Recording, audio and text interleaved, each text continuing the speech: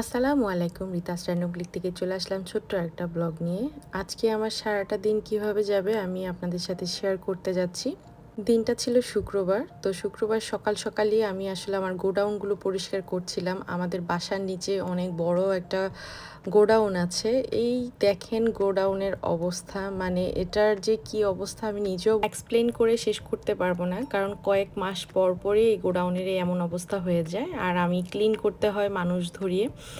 এরপরে ওই দিন আমার একটা দাওয়াত ছিল, তো প্রচুর কাজের চাপ ছিল, যার কারণে দাওয়াতে যেতে যেতে প্রায় 3টার পর হয়ে গিয়েছে। আর তার উপর ছিল না আমার গাড়ি, সিএনজি নিয়েই রওনা দিতে হয়েছে।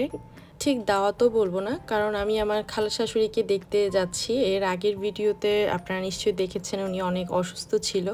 তো ওনাকে যেহেতু গ্রামের বাড়িতে নিয়ে যাওয়া হয়েছে আর আমার হাজব্যান্ডও দেশের বাইরে, সে দেশে নেই, তাই আমারই দায়িত্ব যে তাকে একবার দেখে আসা।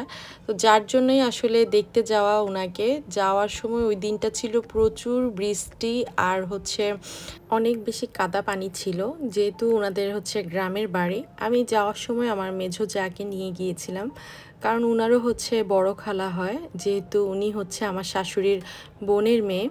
তো আমরা দুজন একসাথে যাচ্ছিলাম আমার খালা শাশুড়িকে দেখতে। ওদের যেহেতু গ্রামের রাস্তা একেবারে কাঁচা রাস্তা ছিল মোটামুটি অর্ধেকটায়। সিএনজি ঝাঁকানি খেতে খেতে চলে আসলাম ওদের বাড়িতে এবং এসে দেখলাম যে মোটামুটি বৃষ্টির জন্য সবাই ঘরের ভেতর। আর খুব ভয় লাগছিল বৃষ্টির ভেতরে, কারণ কাদা পানিতে উঠোনের মধ্যে অনেক স্লিপ করে, যার কারণে আস্তে আস্তে আমরা একেবারে পা টিপে টিপে যাচ্ছিলাম। লম্বা পথ পাড়ি দিয়ে আসতে আসতে বিকেল প্রায় 4টা বেজে গিয়েছে। আমরা এখনো কেউ দুপুরের খাবার খাইনি, তাই আমরা যখন চলে আসি আসার সাথে সাথে আমাদেরকে দুপুরের খাবার দিয়ে দেয়া হয়।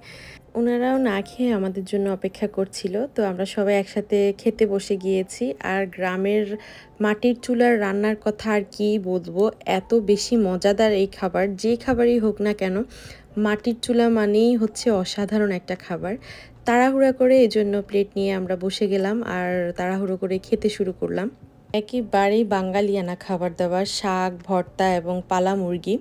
খাবার শেষে দেখলাম বাইরে প্রচুর বৃষ্টি হচ্ছে, দাঁড়িয়ে দাঁড়িয়ে দেখছিলাম মুরগিগুলো বাইরে যখন বৃষ্টি হচ্ছে বাসার ভেতরে চলে এসেছে। আর গ্রামের এই দৃশ্যগুলো দেখতেই আসলে খুব বেশি ভালো লাগে। ছোটবেলায় আমরা বইয়ে পড়েছিলাম শহুরে ইঁদুর আর গায়ের ইঁদুরের একটা গল্প। ঠিক গ্রামে গেলে আমার কাছে সেই উপলব্ধিটা হয়। আসলেই শহরের যে পরিবেশটা আর গ্রামের যে পরিবেশটা, তার মধ্যে পার্থক্য বোঝা যায়। গ্রামের মানুষ খুবই অতিথিপরায়ণ হয়। আর এই যে আমরা খাবার শেষ করে ওঠার কিছুক্ষণ পরেই আবার আমাদের জন্য নাস্তা রেডি করে বসে আছে।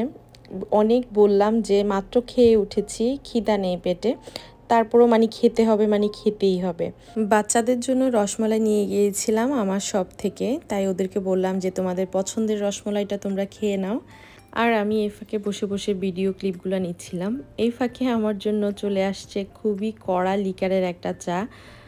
অনেক পছন্দের, কোথাও বেড়াতে গেলে আসলে আমি চাটা পছন্দ করি, কিন্তু আমার বাসায় রেগুলার চা খাওয়া হয় না। আমাদের জন্য আবার তাড়াহুড়ো করে সুজির পিঠাও বানানো হয়েছে, যেটা গ্রামের ঐতিহ্য।